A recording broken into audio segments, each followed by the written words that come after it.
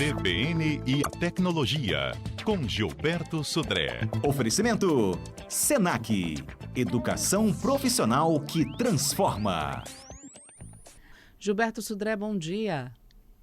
Bom dia, Patrícia, bom dia, ouvintes da CBN. Rapaz, inteligência artificial está em tudo. E tem gente até querendo se afastar um pouquinho dela. Dá? Verdade. Então, a inteligência artificial, os algoritmos de inteligência artificial, eles trabalham, né, funcionam basicamente fazendo um treinamento. Então, para você ter o algoritmo funcionando, você tem que treinar o algoritmo e esse treinamento é feito basicamente com informações. Você alimenta, né, esses algoritmos com informações e eles vão aprendendo, literalmente, vão criando um banco de dados grande de informações para isso. O que acontece é que todas as inteligências artificiais e ferramentas que a gente tem hoje, quando você faz uma consulta, faz uma pergunta a essas ferramentas, o que elas estão fazendo, obviamente, além de responder aquilo que você perguntou, né, ou seja, dentro da informação que ela tem armazenado, é aprender com o que você perguntou. Ou seja, aquilo que você perguntou, aquele assunto, aquele tema, na verdade fica armazenado no banco de dados que você perguntou. Ou seja, ele está aprendendo com o que você está perguntando também, né? E muitas vezes a gente faz perguntas de questões de privacidade, do nosso dia a dia, né? Ou questões que a gente está interessado que tem a ver com a nossa privacidade. E essas perguntas que a gente faz com essas informações acabam aumentando esse banco de dados e também expondo, em algumas vezes, a nossa privacidade em relação a isso. Ou seja, a gente tem os dados, né, que são colocados para eles são uma alimentação grátis com informações a nosso respeito para todas essas ferramentas de inteligência artificial, todas elas, né, nesse caso. E aí, o problema disso é que poderia expor, né, a nossa privacidade para isso. E a gente tem, então, algumas formas, em algumas das ferramentas, não todas, alguma forma de cancelar, né, esse treinamento da IA, ou seja, aquilo que a IA vai coletar a meu respeito quando eu faço uma pergunta para ele. Então, vamos falar das principais, né, do ChatGPT, né, provavelmente a ferramenta mais famosa de todas de IA hoje em dia. Você, quando entra lá, que você se loga no ChatGPT, tem a opção do canto superior direito chamada de configurações, né? Ali você entra nessa opção, tem uma opção chamada de controle de dados, e aí tem uma opção dentro de controle de dados de desative e melhorar o modelo para todos. Ou seja, na verdade você está dizendo ali, quando você ativa essa função de melhorar o modelo para todos, ele está dizendo para você que ele vai coletar todas as perguntas que você faz e vai, de alguma maneira, oferecer, guardar isso no banco de dados, né, associado ao seu login. Já que você fez o login, então ele vai começar a associar aquelas informações com você, nesse caso, né?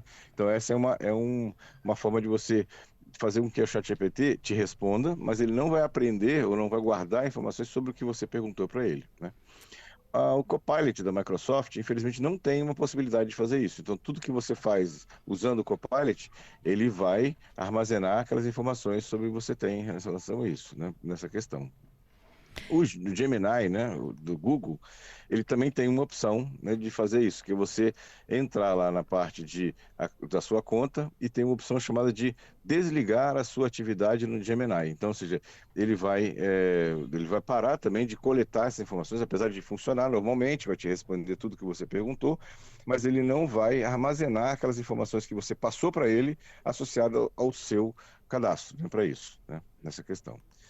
E o Meta, né, a inteligência artificial do Meta também, né, não tem como você separar isso. Na verdade, a Meta, inclusive, divulgou que tudo que você coloca, tanto no Instagram quanto no Facebook, né, de forma pública, né, vai ser utilizado para treinar a inteligência artificial da Meta. Isso existe uma discussão, ou seja, a NPD, né, ela proibiu a Meta de fazer esse tipo de coleta, então por enquanto está suspensa. Ela começou a fazer esse tipo de coleta nas publicações públicas do Facebook e do Instagram, depois a NPD proibiu, né, essa coleta, e agora está em subjúdice, né, por enquanto está suspensa ainda essa coleta pela inteligência artificial da Meta.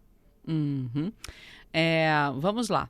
Já tem pergunta aqui de ouvinte a respeito do ChatGPT. Quando você entra, você escolhe entrar por um e-mail ou entrar com uma conta Google. E ali na política de privacidade, eles já colocam que você vai ceder suas informações para o ChatGPT. Tem como voltar atrás e cancelar isso tudo? Então, na verdade, você pode ir nessa opção. O que você já entrou, né, de dados para ele, não tem como você apagar, né? Pelo menos não encontrei nenhuma opção como essa no ChatGPT. Mas se você fizer esse processo que eu tinha comentado agora, né, de entrar em Uhum. configurações, controle de dados, e desativar o melhor modelo para todos, melhorar o modelo para todos, essa opção daqui para frente, né, tudo que você entrar, né, fizer de perguntas ao ChatGPT, ele não vai armazenar esse tipo de dado no banco de dados e não vai colocar, né, sua privacidade em risco nesse caso, né? Dali para frente, né? O que foi para trás não tem, né, o que você apagar, pelo menos, né? Uhum. Olha, eu até entrei aqui, Gilberto, no meu, no Uhum, meu uhum, ChatGPT. Aí entrei lá em uhum, configurações e para uhum. mim aparece, tem uma janela aqui que não está fechando, mas para mim, olha, sempre mostrar o código ao usar o analista de dados, não é isso? Esse aqui tem que estar Não, desmarcado. é, não, a opção chama melhorar o modelo para todos, lá, Entendi. Aí você dentro do desmarca controle de essa dados. opção. Exatamente, tem que deixar isso desativado, né? Essa opção desativada, né? E aí ele vai continuar funcionando normalmente, mas ele não vai armazenar suas perguntas e suas informações que porventura você passe para ele, né? Dentro de uma pergunta, coisa parecida. Seus interesses vão continuar preservados, né? Ou seja, da sua privacidade vai continuar preservada quando você usa o ChatGPT. E eu vi aqui também que existe limpar memória do ChatGPT. Esse é só localmente, assim, porque quando você faz uma questão ChatGPT, ele é uma conversa, né? Então ele vai daquele chat, vai fazendo várias perguntas sobre aquele tema. Você abre um chat novo, né, para ele e vai fazendo perguntas sobre aquele tema. Você está limpando aquela memória que está ali. O que você já entrou de dados, isso já está armazenado lá. Não tem como você apagar. Gilberto Sudré conosco no CBN Tecnologia. Gilberto, Renato está aqui perguntando, Roberto está aqui perguntando se dá para excluir a conta desses sites de inteligência artificial. E eu acho que ele quer saber Dá de para todos, né? dá, dá para excluir, na verdade, mas as informações que ele já coletou já estão lá, né? Do mesmo jeito, quando você, por exemplo, cria uma conta no Facebook, no Instagram, e você faz uma série de postagens, comentários, e você vai lá e exclui a conta. Ok, a sua conta está excluída, mas aquelas informações que foram inseridas na rede social e que estão armazenadas lá, elas vão continuar lá armazenadas, né, sem serem removidas, entendeu? Então, ou Uhum. seja, o que foi colocado lá não tem como você remover. Inclusive, né, aquilo que você postou, né, no Facebook, por exemplo, e depois apagou, né, apagou para visualização geral de seus contatos, mas aquela informação continua armazenada dentro do banco de dados do Facebook. Ele não removeu, não sumiu com aquela informação. Armazenada e sendo usada, né? Exatamente, exatamente. Não é só guardar os dados, mas usar os dados também, né? Exatamente, para poder fazer assim, o que chama de profiling, né? Ou seja, entender quem é você, quais são suas preferências, né? Quais são seus desejos nessa situação, o que você gosta, o que você não gosta, qual é a sua inclinação, né? De hobby, por exemplo. Ele guarda tudo isso lá e armazena tudo isso no seu perfil. Uhum. Gilberto, o que nunca fazer com uma inteligência artificial? Então, nunca usar, colocar na inteligência artificial dados, por exemplo, da sua empresa. Tem muitos programadores, principalmente, que pegam um código, né, de um programa interno da empresa, que é uma propriedade intelectual da empresa, e quer melhorar o código, né?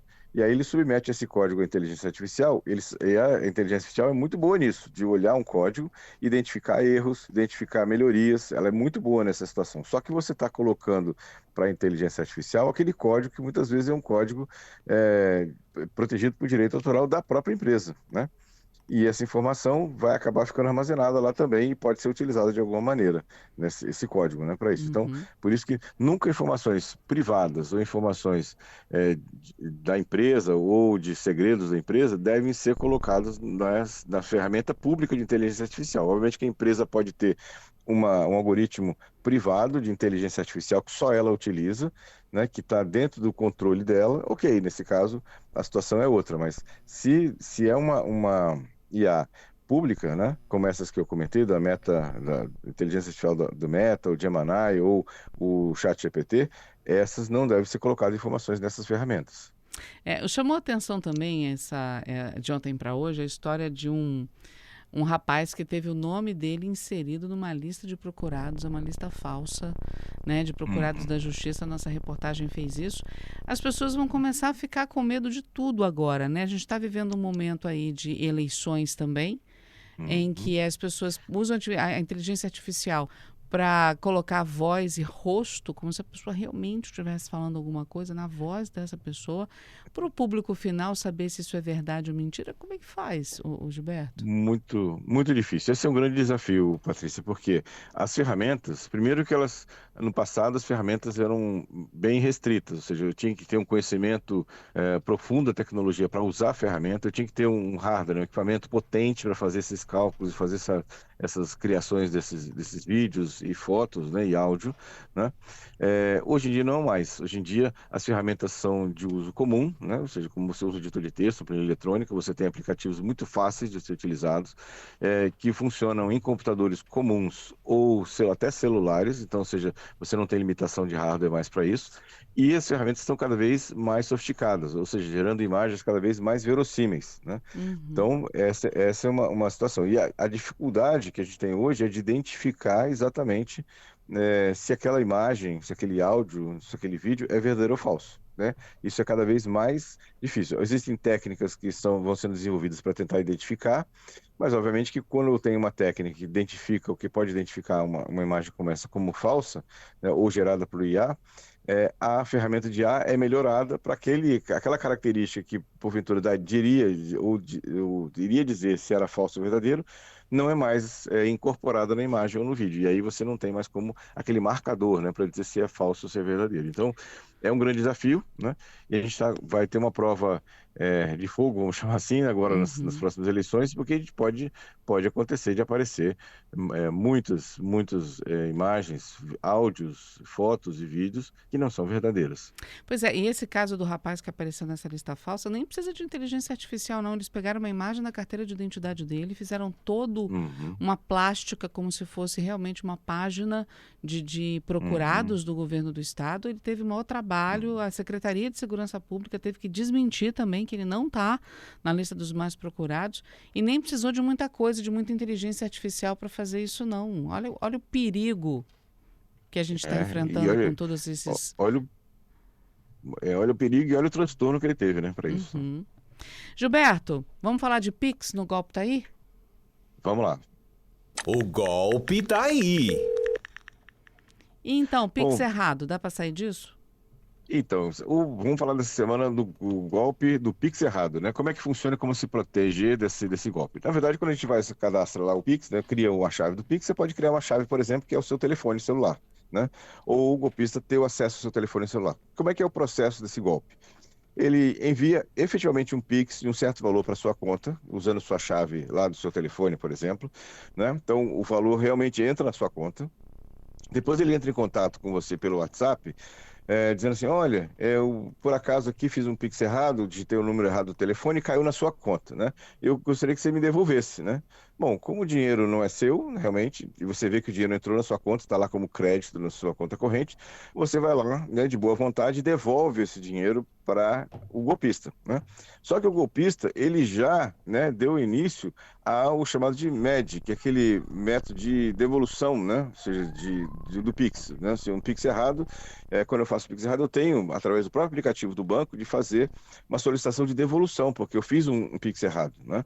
Então, o que acontece? Você vai devolver o dinheiro, né, que ele por acaso te passou para sua conta, mas também, né, vai ser sacado da sua conta o mesmo valor, né, porque ele, né, fez uma solicitação de devolução, né, de Pix indevido lá para isso. Então você vai devolver o dinheiro para ele e vai perder o mesmo valor, né, porque o dinheiro vai ser retirado da sua conta e devolvido para a pessoa. Então, quando você tem algum tipo de situação como essa, de Pix errado na sua conta, a gente tem que tomar muito cuidado, né? Ou seja, a gente pode esperar um pouco mais para ver se realmente tem esse processo de devolução do Pix, né? Você pode entrar em contato com o gerente do banco, né? Para falar, olha, será que isso é verdade mesmo ou não, né? Nesse caso. E você pode, inclusive, falar com a pessoa, não, então você entra aí, faz uma solicitação de devolução, né, do Pix, porque você fez errado, ou seja, não eu vou te devolver o dinheiro, né, para isso, não tem essa função, né? Ele pode fazer essa solicitação de devolução através desse processo que já é previsto, né, pelo Banco Central de devolução, né, do valor. Uhum.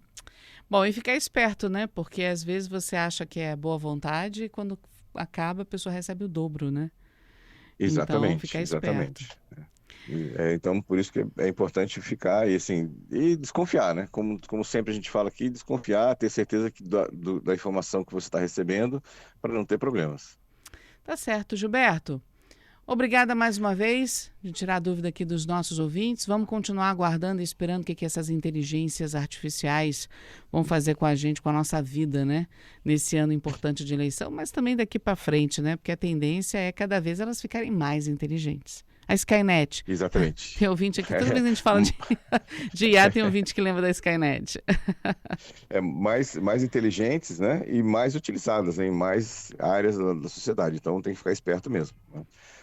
E outra coisa, eu vou até desabafar aqui, né? Porque a gente deixa de usar a nossa inteligência para usar a inteligência artificial, gente. A gente tem capacidade de, né, de pensar, de criar tanta coisa legal. Vai entregar tudo isso na mão de uma IA? Fala aí. Mas muitas vezes é questão de pressa, né? Se você está precisando fazer um documento ou verificar alguma coisa muito rápida, né? Ele vai logo no mais fácil, né? Na questão do IA lá para isso. Então, a gente tem que se acostumar com isso e tomar cuidado. Basicamente, essa é a ideia. Gilberto, obrigada mais uma vez. Obrigado, Patrícia. Obrigado aos ouvintes pelas participações e audiência. E sexta-feira estamos de volta com mais tecnologia. Até sexta. Tchau, tchau, querida.